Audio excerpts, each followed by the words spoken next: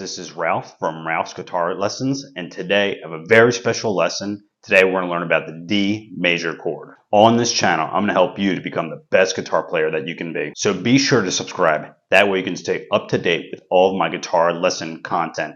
Let me know if you have any questions in the comments, and like the video if it helped you get better at guitar. So D major is a very common chord. As you've seen in the intro of the video, I played this chord in a lot of really popular rock guitar songs, and it's used by a lot of bands.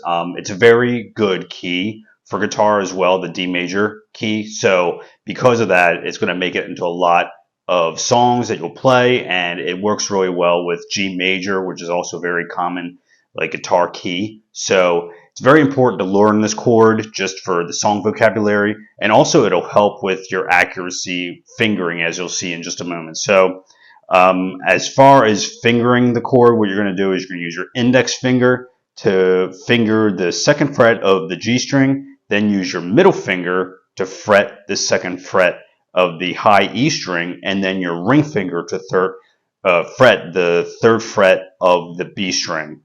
And then you'll play all of the strings except for the low E string. You're going to either want to mute that or avoid it altogether. And here's what it sounds like.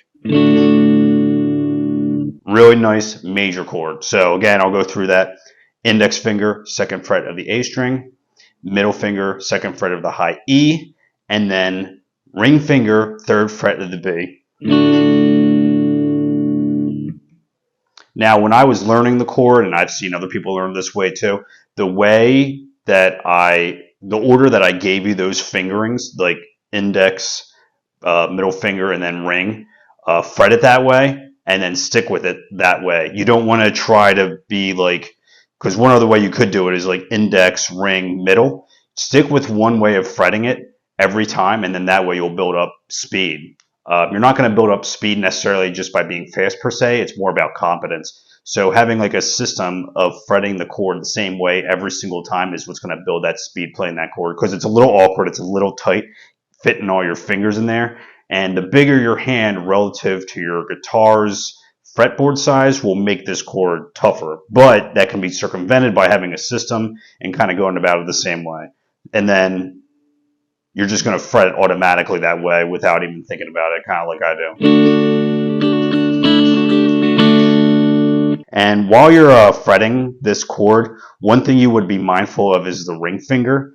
When you're fretting with the ring finger, you don't want the ring finger to kind of slouch, because what will happen is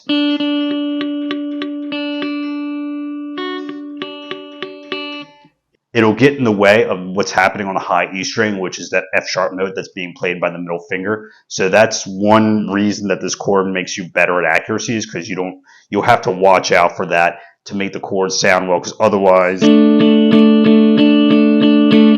as you can tell, you're obviously missing notes. So when you fret, make sure to keep that ring finger nice and bridged. That way it's not interfering with the high E string there. So last time, index finger on the second fret of the A, middle finger on the second fret of the high E, and then the ring finger on the third fret of the B. And again, playing all the strings except for this low E string. Thanks for watching, guys. I hope you got a lot of value out of this lesson. If you did, or if you have any questions, leave comments and let me know what you thought.